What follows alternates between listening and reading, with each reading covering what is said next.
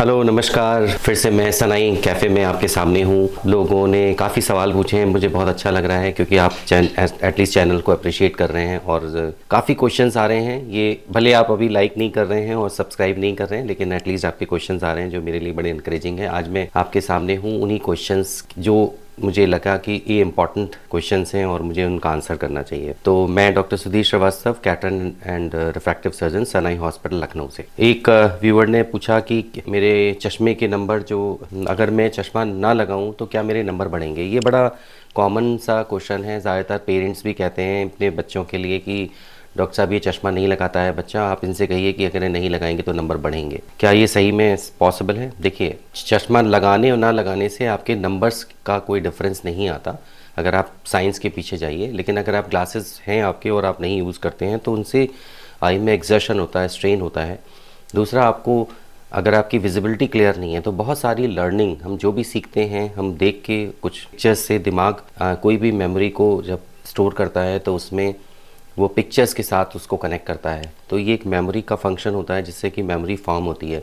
तो कोई भी चीज़ अगर आप क्लियर नहीं देखेंगे तो आपका इंटरेस्ट उसमें नहीं होगा, तो आपकी लर्निंग स्लो हो जाएगी। तो इसलिए अगर आपके चश्मे के नंबर हैं तो चश्मा पहनने से क्लैरिटी रहेगी, आपकी लर्निंग बेहतर रहेगी, आपका आईक्यू लेवल बेटर होगा, आप मेमोराइज ईजीली कर लेंगे, आप किसी चीज़ को ग्रैस्पिंग पावर आपकी बढ़ जाएगी। तो अगर आपके चश्मे के नंबर हैं तो चश्मे के नंबर का इस्तेमाल करिए जिससे आईज़ में एक्सर्शन ना हो, स्ट्रेन ना हो। नंबर का बढ़ना रुकना नॉर्मली से नहीं होता, लेकिन आपकी बहुत सारी उससे ज़्यादा प्रॉब्लम्स आपको होंगी अगर आप क्लासेस के नंबर्स, अगर आप अपनी आइज़ को एग्जर्ट करते हैं। सेकंड, एक व्यूअर ने पूछा कि हमें कैसा पता लगेगा कि हमारे नंबर्स अब रुक गए हैं, क्योंकि हम जब भी नंबर्स चेक कराते हैं तो हमारे नंबर बढ़े हुए होते हैं।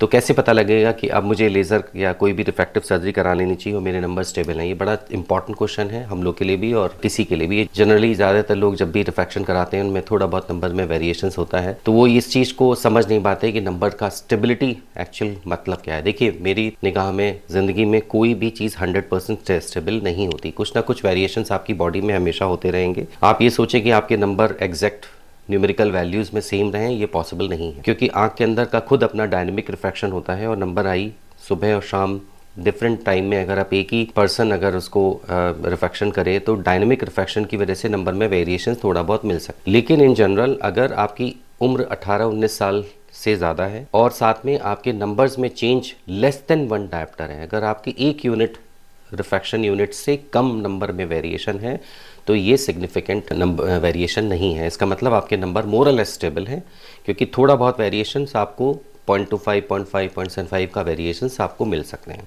तो लेस देन 1 डायप्टर का अगर चेंज है तो आप स्टेबल हैं, मोर देन 1 डायप्टर का चेंज अगर आपको है तो आपके नंबर में चेंजेस हो रहे हैं, थोड़ा वेट करने की ज़रूरत है। ज़्यादातर 20 से लेके 40 साल की एज ऐसी होती है जिसमें नंबर्स में वेरिएशंस नहीं होते हैं।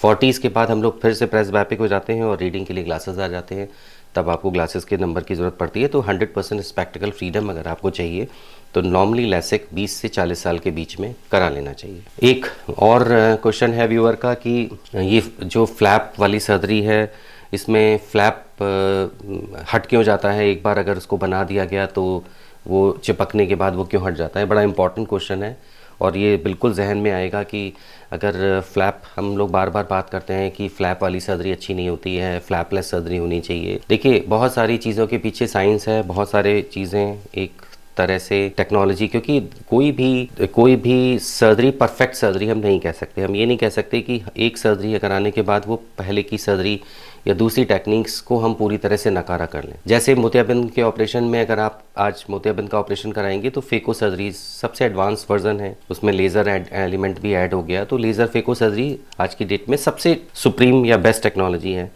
लेकिन कुछ आइज़ ऐसी हैं जहाँ पे हम लेज़र फेको सर्जरीज नहीं कर सकते, उनका कॉर्निया कॉम्प्रोमाइज है, कैटरेक्ट अपनी जगह पे नहीं है प्रॉपर, वो हिल रहा है या बहुत हार्ड कैटरेक्ट हो गया, उसमें हमें दूसरी टेक्निक्स जो पुरानी टेक्निक्स हैं उनसे सर्जरी करनी पड़ती है। तो इसलिए हर अपनी टेक्निक का अपनी इंपॉर्टेंस है और उनकी अपनी एक इंडिकेशन और कंट्राइंडिकेशन है। तो फ्लैप बनाने की ज़रूरत बिल्कुल पड़ेगी। अगर आपके नंबर ज़्यादा हैं तो हम फ्लैप लैप सर्जरी यानी सरफेस एब्लेशन करेंगे तो आपको एपिथेलियल हेज आने की चांसेस होंगे, रिकवरी भी स्लो होगी और बाद में ग्रेजुअली कुछ समय में नंबर में शिफ्ट होने लगता है। जहाँ तक बात आज की मॉडर्न टेक्निक्स की है, जिसको हम लोग स्माइल और सिल्क कहते हैं, ये टेक्निक्स आज सिल्क जो नाम आजकल लिया जा रहा है, ये नाम ज़रूर नया है लेकिन टेक्निक 10-12 साल पुरानी ही है। वही टेक्निक है जो जिसमें कि लेंटिक्यूल कॉर्निया के अंदर से कट करके एक छोटे पॉकेट के थ्रू निकाल दिया जाता है।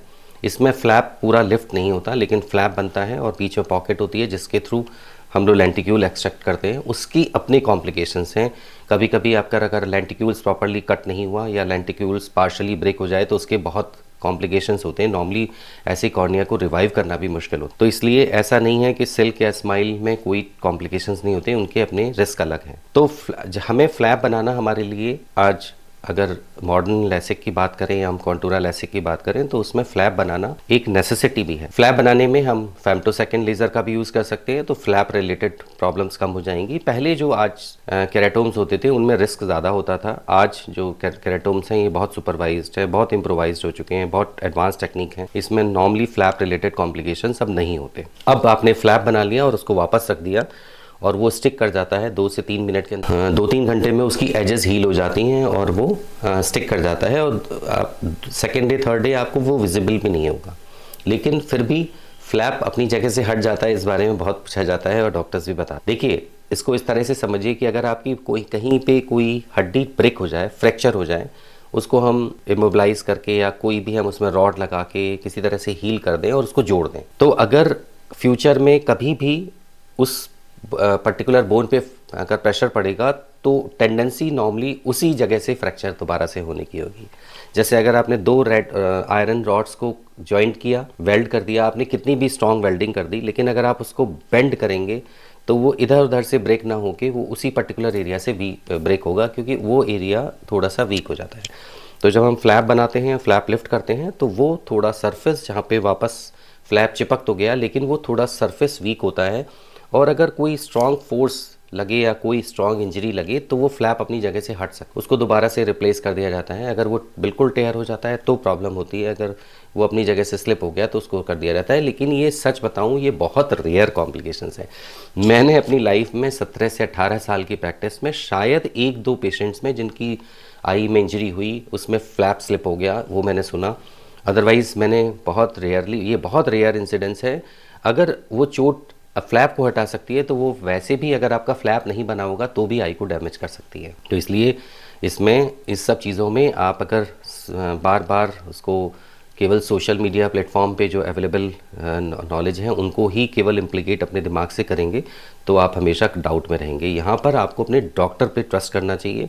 वो आपके लिए जो बेस्ट टेक्निक होगी, जो बेस्ट आपके लिए, क्योंकि जो बहुत सारे ऑप्शंस में जो आपके लिए बेस्ट होगा वो सेलेक्ट करके ही आपको डिसीज़न लेगा। आप ये मत सोचिए कि मुझे फ्लैप नहीं बनवाना है या फ्लैप बनवाना है या मुझे लेंटिक्यूल वाली सर्जरी करानी है। ये डिसीज़न डॉक्टर को करने दीजिए, वो आपके लिए बेस्ट ही प्लान करेगा। आई होप कि मेरी बातें आपको कुछ क्लियर हुई होंगी। ऐसे ही आप अपने क्वेश्चंस पूछते रहिए।